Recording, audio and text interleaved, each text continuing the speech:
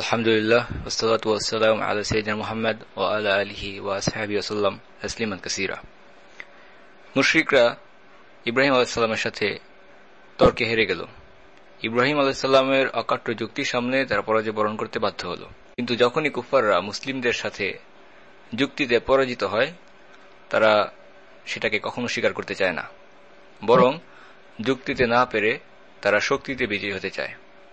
গায়ের জোরে জোর করে তারা জিততে চায়।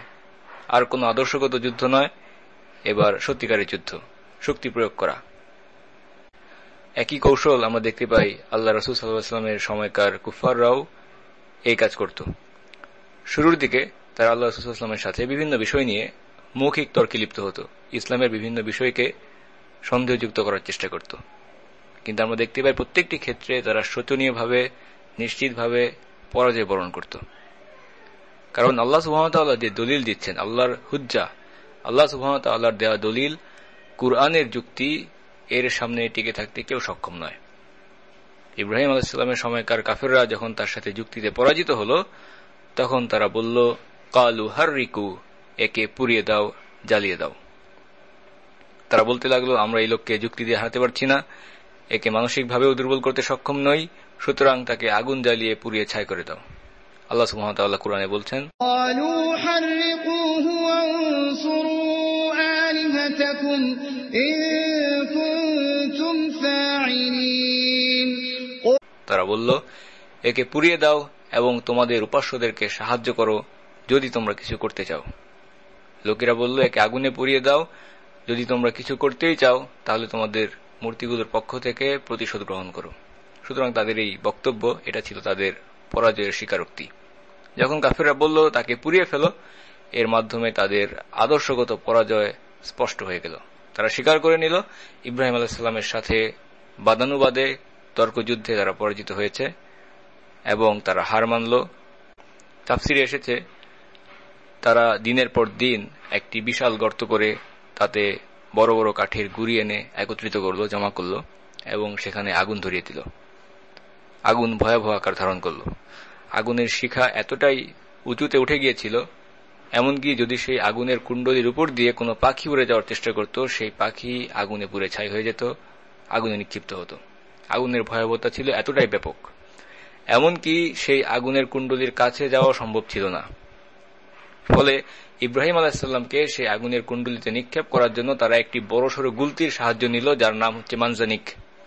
মানজানিক অর্থাৎ বড়সড় গুলতি বা চরকির সাহায্যে ইব্রাহিম আলাইহিস সালামকে তারা সেই ভয়াবহ আগুনে নিক্ষিপ্ত করল। ইব্রাহিম আলাইহিস সালাম সেই ভয়ঙ্কর আগুনের কুণ্ডলীর মধ্যে গিয়ে পড়লেন। আগুনের বৈশিষ্ট্য কি? আমরা জানি আগুন সবকিছুকে জ্বালিয়ে দেয়, ছাই করে দেয়। কিন্তু আগুনের এই বৈশিষ্ট্য, এটা কে দিয়েছেন? আগুনকে কে সৃষ্টি করেছেন? আল্লাহ সুবহানাহু ওয়া তাআলা আগুনকে সৃষ্টি করেছেন এবং আগুনের জন্য এই নিয়মকে ঠিক করে দিয়েছেন যে আগুন সবকিছুকে জ্বালিয়ে পুড়িয়ে ছাই করে দেবে। আগুনের এই উত্তাপ, এই ক্ষমতা, এটা দিয়েছেন আল্লাহ সুবহানাহু ওয়া তাআলা। আল্লাহ সুবহানাহু ওয়া তাআলা তার প্রত্যেকটি সৃষ্টিকে একটি নির্দিষ্ট নিয়মের অধীন করে সৃষ্টি করেছেন। সেই সৃষ্টিগুলোর জন্য সেই নিয়ম মানা বাধ্যতামূলক। কিন্তু যিনি আল্লাহ সুবহানাহু ওয়া তাআলা এই নিয়মগুলোকে সৃষ্টি করেছেন, তিনি সেই নিয়ম মানার মুখাপেক্ষী নন। সুতরাং যেই আল্লাহ আগুনকে উত্তপ্ত করে সৃষ্টি করেছেন, তিনিই পারেন একই আগুনকে শীতল করে এয়ার কন্ডিশনের মতো ঠান্ডা এবং আরামদায়ক বানিয়ে ফেলতে। ইব্রাহিম আলাইহিস সালাম যে আগুনে নিক্ষিপ্ত হয়েছিলেন, সেটা ছিল অত্যন্ত উত্তপ্ত। আল্লাহ সুবহানাহু ওয়া তাআলা তারই সৃষ্টি সেই আগুনকে হুকুম দিলেন, হে আগুন, তুমি ইব্রাহিমের জন্য শীতল এবং প্রশান্তিদায়ক হয়ে যাও। قُلْنَا يَا نَارُ كُونِي بَرْدًا وَسَلَامًا عَلَى إِبْرَاهِيمَ। ইব্রাহিম আলাইহিস সালাম পরবর্তীতে বলেছেন, আমার জীবনের সবচেয়ে আরামদায়ক মুহূর্তটি ছিল সেই আগুনে বসে থাকার মুহূর্তটি। সেটাই ছিল তার জীবনের সবচেয়ে প্রশান্তিদায়ক সময়, যখন আল্লাহ সুবহানাহু ওয়া তাআলা আগুনকে হুকুম করেছিলেন, কুনি বারদান ওয়া সালামান আলা ইব্রাহিম, হে আগুন, তুমি ইব্রাহিমের জন্য ঠান্ডা এবং নিরাপদ হয়ে যাও। আল্লাহ সুবহানাহু ওয়া তাআলা তার প্রিয় বান্দাদের জন্য যে কোনো কিছুকে পরিবর্তন করে দিতে পারেন। আল্লাহ সুবহানাহু ওয়া তাআলা ইউসা ইবনে নূন আলাইহিস সালামের জন্য সূর্যকে আকাশে স্থির করে দিয়েছিলেন। মূসা আলাইহিস সালামের জন্য আল্লাহ সুবহানাহু ওয়া তাআলা সমুদ্রকে দ্বিখণ্ডিত করে দিয়েছেন।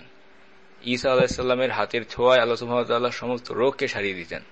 এভাবে আমরা দেখতে পাই চন্দ্রকে দ্বিখণ্ডিত করেছেন আল্লাহ সুবহানাহু ওয়া তাআলা মুহাম্মদ সাল্লাল্লাহু আলাইহি ওয়াসাল্লামের জন্য, এবং আল্লাহ সুবহানাহু ওয়া তাআলা আগুনকে ইব্রাহিম আলাইহিস সালামের জন্য শীতল এবং প্রশান্তিদায়ক বানিয়ে দিয়েছেন।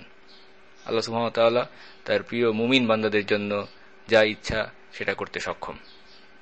আমাদেরকে আল্লাহ সুবহানাহু ওয়া তাআলার উপর বিশ্বাস করতে হবে, তাওয়াক্কুল করতে হবে, ভরসা করতে হবে।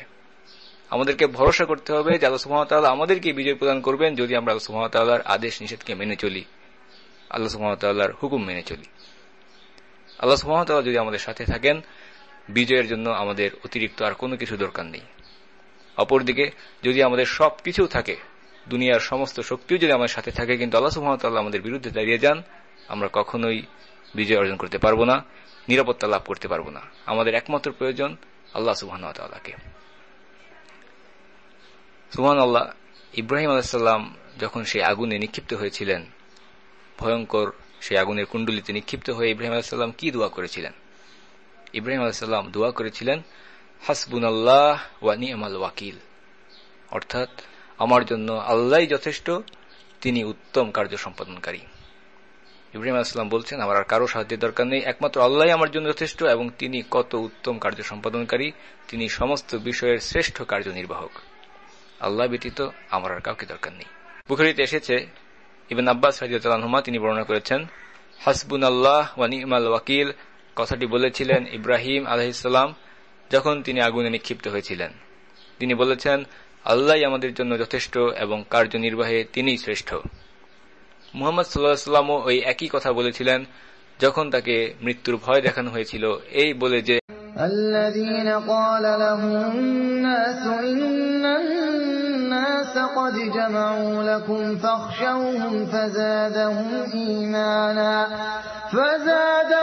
إيمانا وقالوا حسبنا الله ونعم الوكيل।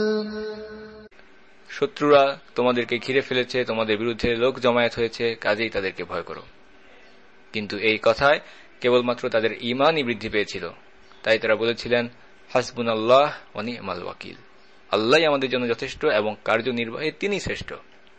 যখন রাসূলুল্লাহ সাল্লাল্লাহু আলাইহি ওয়াসাল্লামকে হুমকি দেওয়া হয়েছিল এবং তাকে বলা হচ্ছিল শত্রুরা যুদ্ধের জন্য একত্রিত হয়েছে, জমায়েত হয়েছে, সুতরাং তাদেরকে ভয় করুন, আল্লাহ সুবহানাহু ওয়া তাআলা কি বললেন? আল্লাহ সুবহানাহু ওয়া তাআলা বললেন, ফাযাদাহুম ঈমানা, এটা তাদের ঈমানকে আরো বাড়িয়ে দিল, বৃদ্ধি করে দিল। আল্লাহ সুবহানাহু ওয়া তাআলা ইব্রাহিম আলাইহিস সালামের সেই মুশরিক জাতি যারা চেয়েছিল ইব্রাহিম আলাইহিস সালামকে ক্ষতিগ্রস্ত করতে, তাদের সম্পর্কে কুরআনে বলেছেন, وَأَرَادُوا بِهِ كَيْدًا فَجَعَلْنَاهُمُ الْأَخْسَرِينَ, আর তারা চেয়েছিল তার বিরুদ্ধে ষড়যন্ত্র করতে, কিন্তু আমরা তাদেরকেই বেশি ক্ষতিগ্রস্ত করে দিয়েছিলাম। আমরা আমাদের আলোচনায় শুরুতে বলেছি যে ইব্রাহিম আলাইহিস সালাম তার সমাজে খুব পরিচিত কেউ ছিলেন না, একজন সাধারণ যুবক। তিনি প্রথম বিখ্যাত হলেন সেই মূর্তি ভাঙার ঘটনার মাধ্যমে। তার জাতির নিকট তিনি পরিচিত হলেন।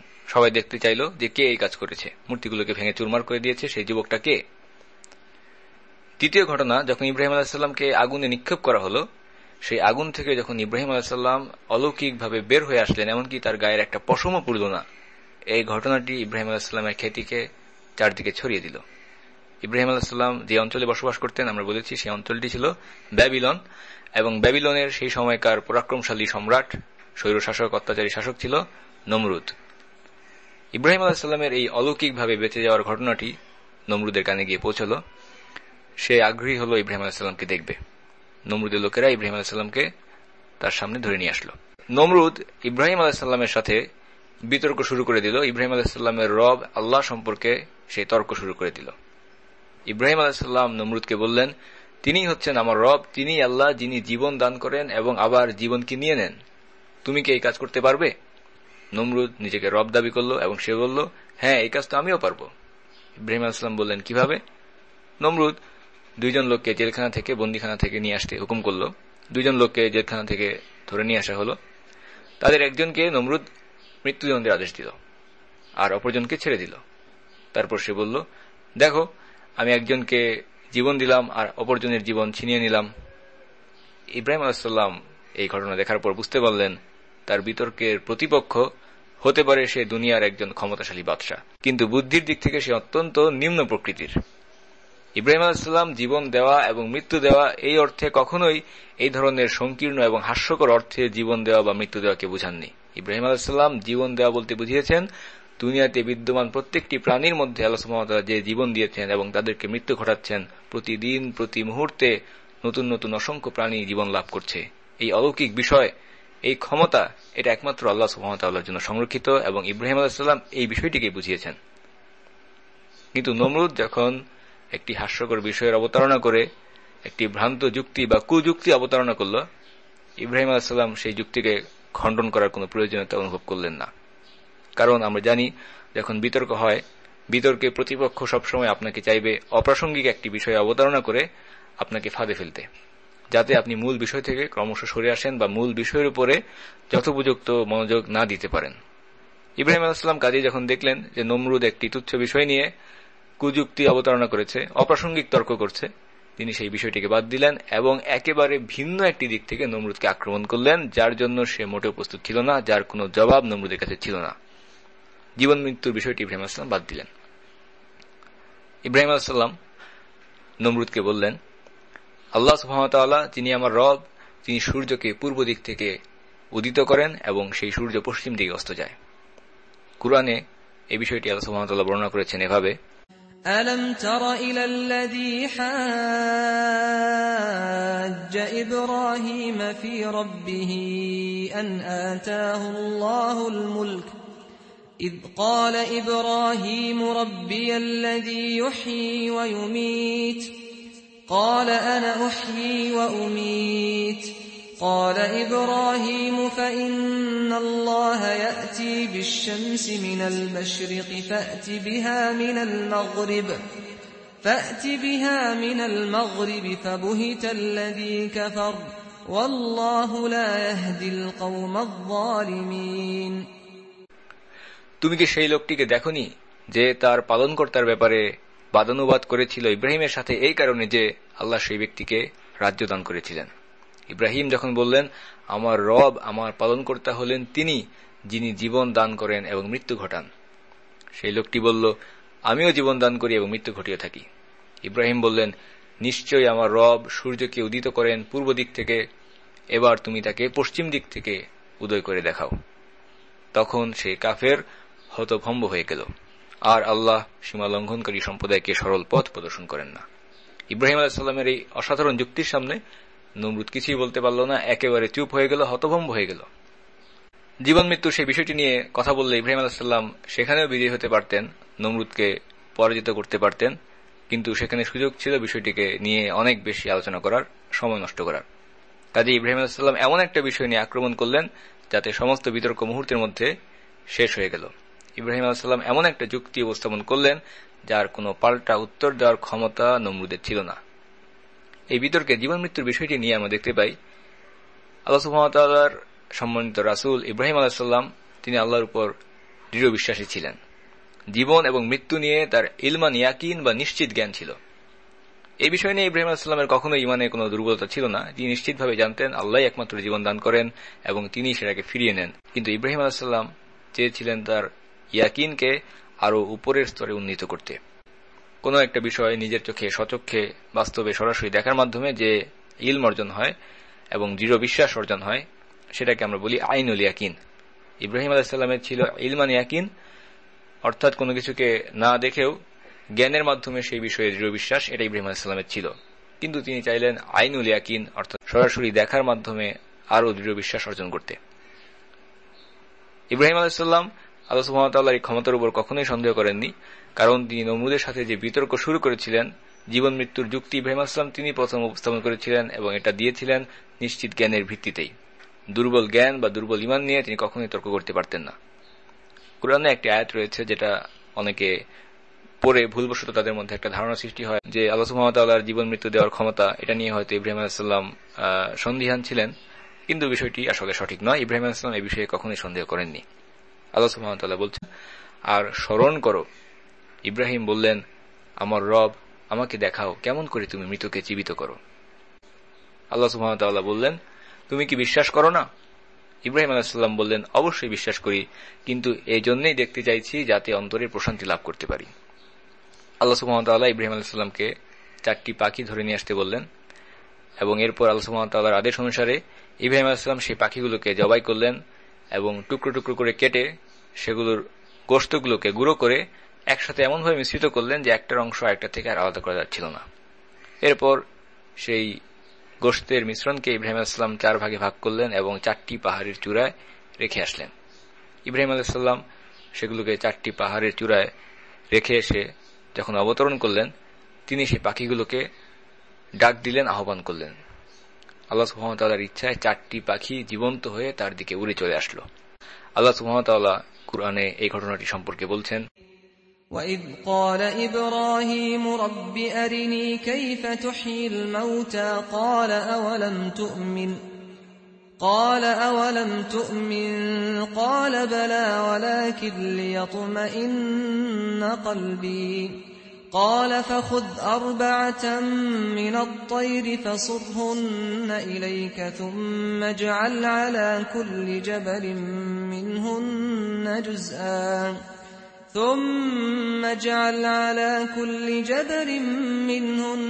جُزْءًا ثُمَّ ادْعُهُنَّ يَأْتِينَكَ سَعْيًا وَاعْلَمْ أَنَّ اللَّهَ عَزِيزٌ حَكِيمٌ। আর স্মরণ করো যখন ইব্রাহিম বলল, হে আমার রব, হে আমার পালনকর্তা, আমাকে দেখাও কেমন করে তুমি মৃতকে জীবিত করো।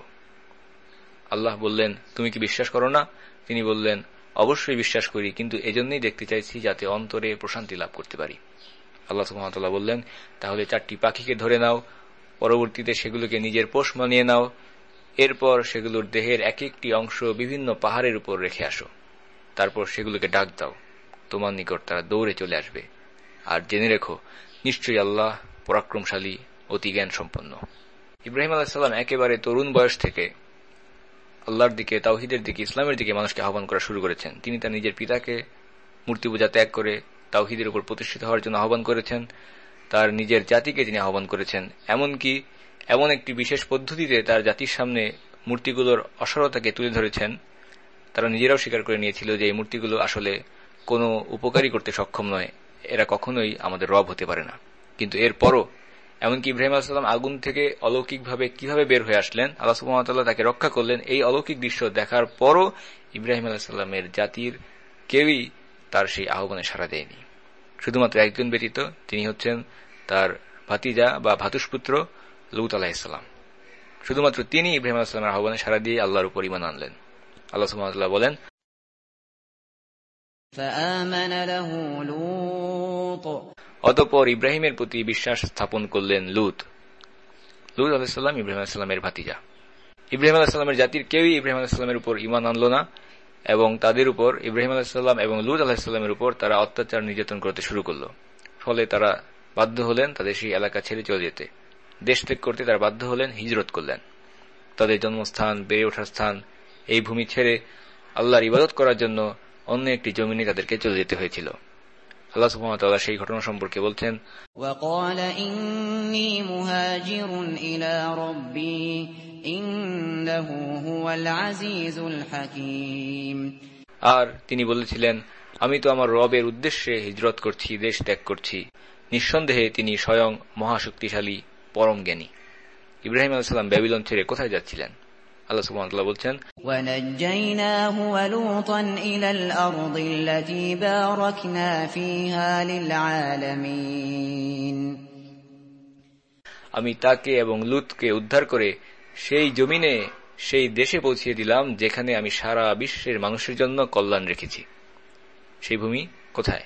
সেই পবিত্র ভূমি হচ্ছে আশ-শাম বা সিরিয়া, বর্তমানে যেটা 4টি অংশে বিভক্ত করা হয়েছে। কারণ আমরা জানি 1924 সালে খিলাফতকে ধ্বংস করে দেওয়ার ব্রিটেন এবং ফ্রান্স, ইহুদি খ্রিস্টানরা এবং তাদের দালাল শাসকেরা মুসলিম ভূমিকে বিভিন্ন অংশে বিভক্ত করে নিয়েছে, এক একটি রাষ্ট্রে বিভক্ত করে নিয়েছে এবং পারস্পরিক শত্রুতা সৃষ্টি করেছে যাতে মুসলিমরা আবার কখনো একত্রিত হতে না পারে। যার ফলে আমরা দেখতে পাই আশ-শাম এই অঞ্চলটিকে 4টি অংশে বিভক্ত করা হয়েছে, 4টি আলাদা দেশ, প্যালেস্টাইন, সিরিয়া, জর্ডান, লেবাননে বিভক্ত করা হয়েছে।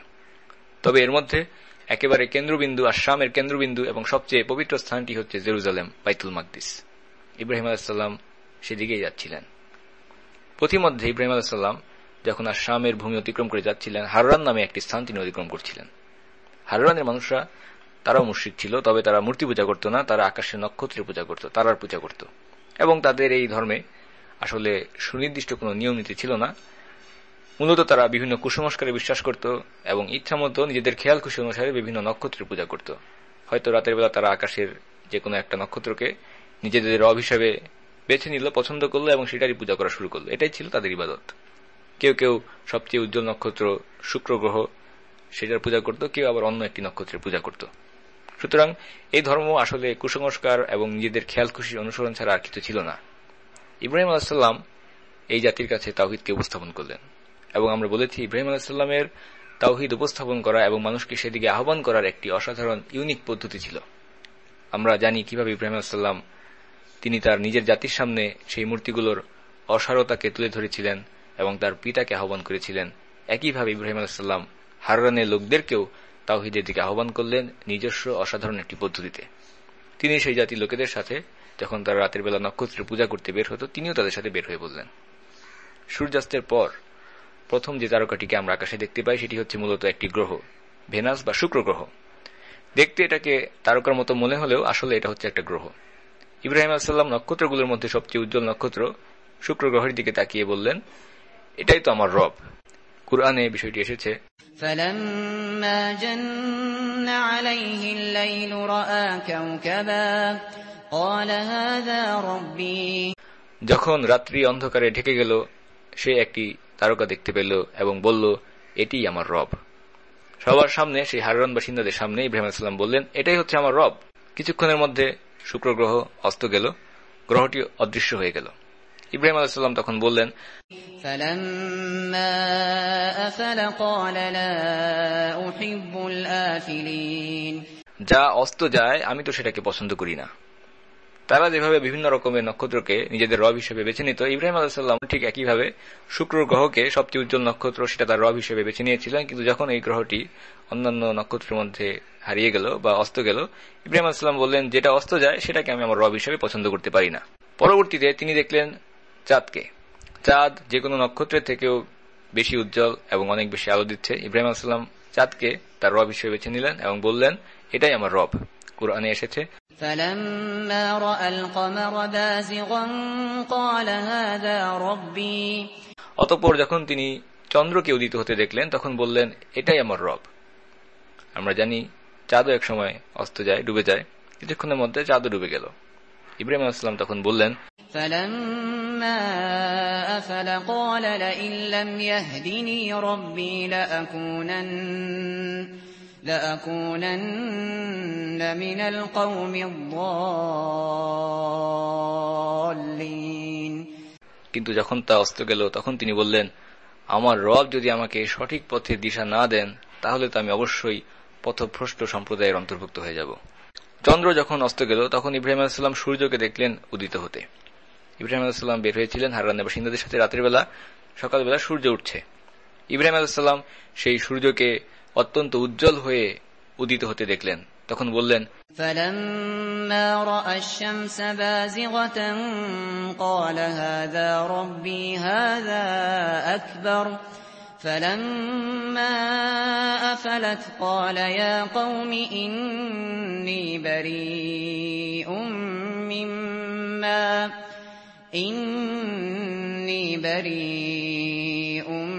مِّمَّا تُشْرِكُونَ। এটাই তো আমার রব, এটা হচ্ছে সব থেকে বড়।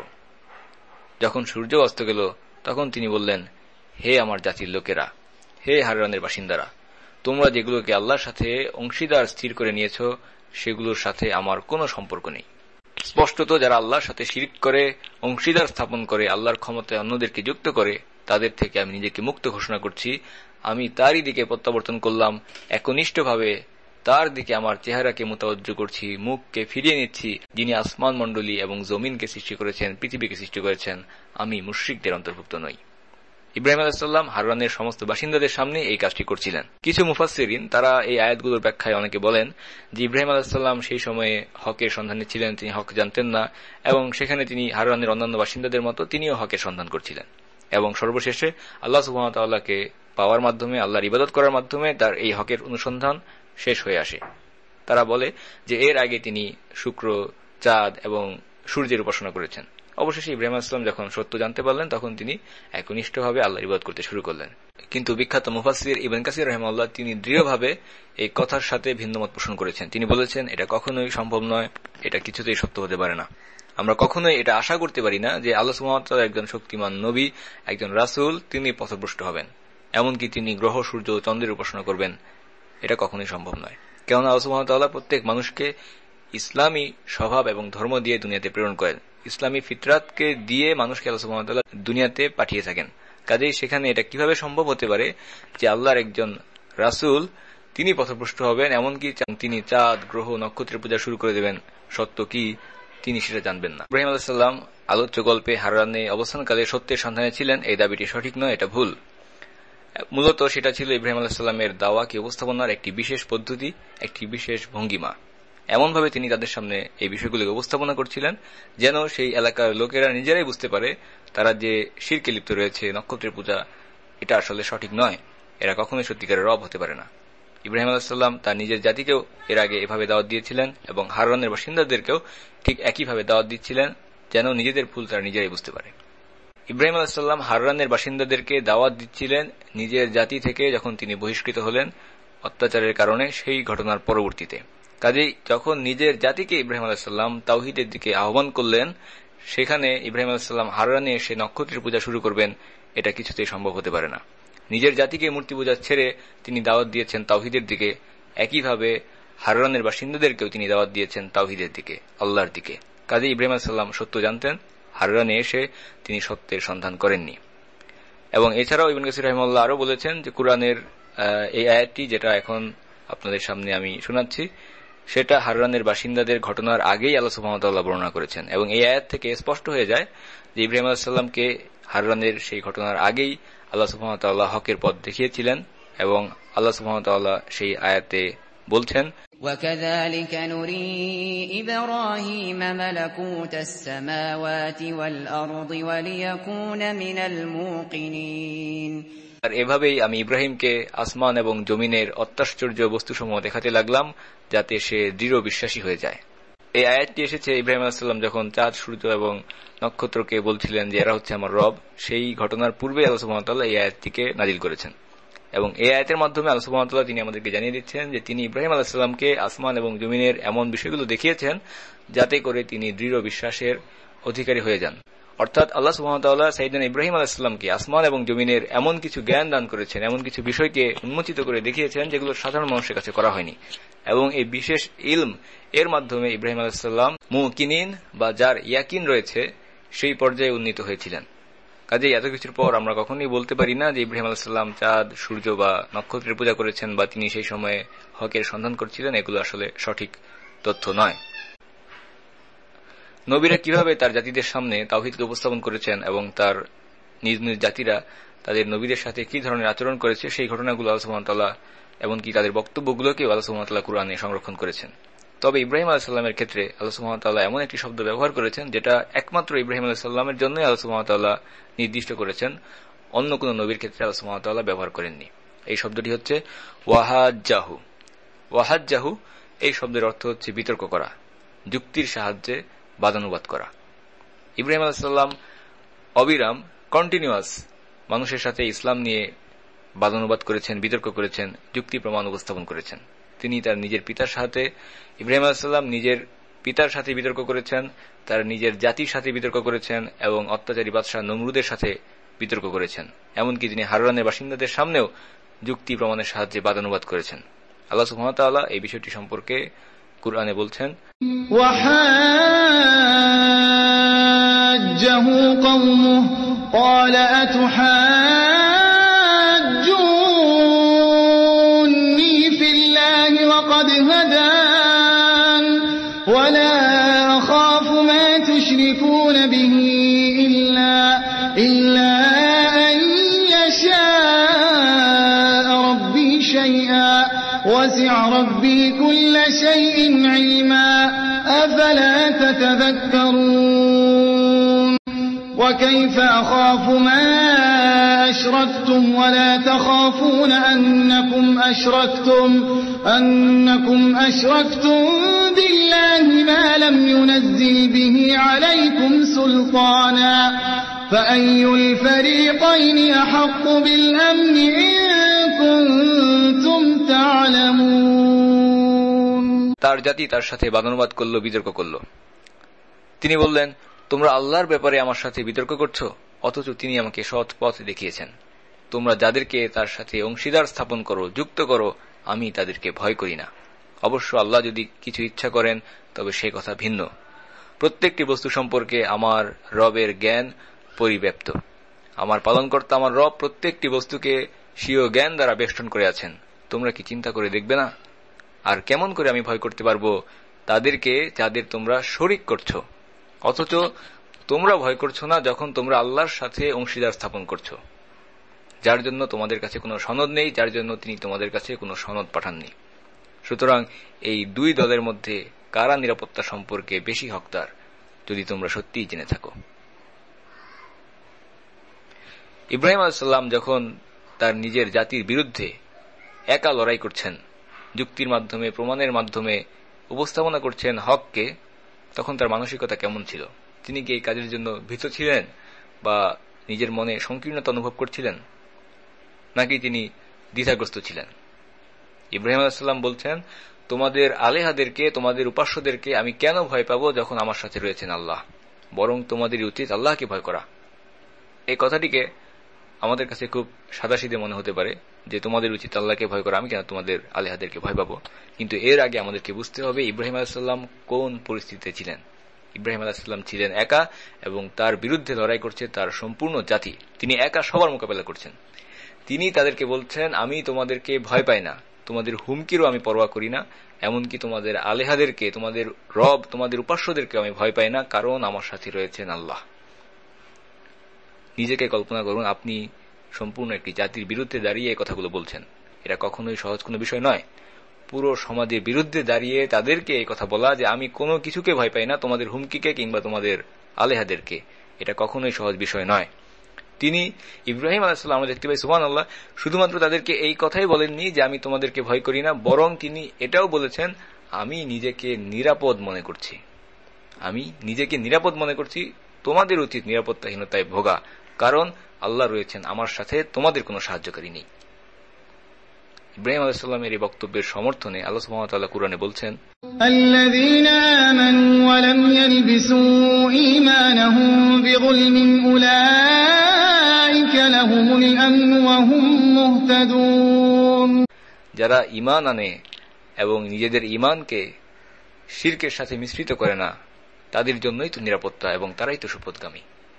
আল্লাহ সুবহানাহু ওয়া তাআলা তার ঈমানদার বান্দাদের অন্তরে শান্তি এবং নিরাপত্তা দান করবেন। আল্লাহ সুবহানাহু ওয়া তাআলা বদরের যুদ্ধে সেই কঠিন মুহূর্তে এবং অন্যান্য কঠিন মুহূর্তগুলোতে সব সময় ঈমানদারদের অন্তরে প্রশান্তি দান করেছেন। আল্লাহ সুবহানাহু ওয়া তাআলা তিনি আমাদেরকে বলেছেন যে তিনি এই ক্ষমতা দিয়েছিলেন ইব্রাহিম আলাইহিস সালামকে, যে তিনি তার সম্পূর্ণ জাতির বিরুদ্ধে বিতর্ক করবেন, যুক্তি প্রমাণ উপস্থাপন করবেন। আল্লাহ সুবহানাহু ওয়া তাআলা ইব্রাহিম আলাইহিস সালামকে দৃঢ়তা দান করেছেন। আল্লাহ সুবহানাহু ওয়া তাআলা কুরআনে বলেছেন, وَتِلْكَ حُجَّتُنَا آتَيْنَاهَا إِبْرَاهِيمَ عَلَى قَوْمِهِ نَرْفَعُ دَرَجَاتٍ مَّن نَّشَاءُ إِنَّ رَبَّكَ حَكِيمٌ عَلِيمٌ। এটা ছিল আমার যুক্তি প্রমাণ যা আমি ইব্রাহিমকে দিয়েছিলাম তার কওমের বিপক্ষে।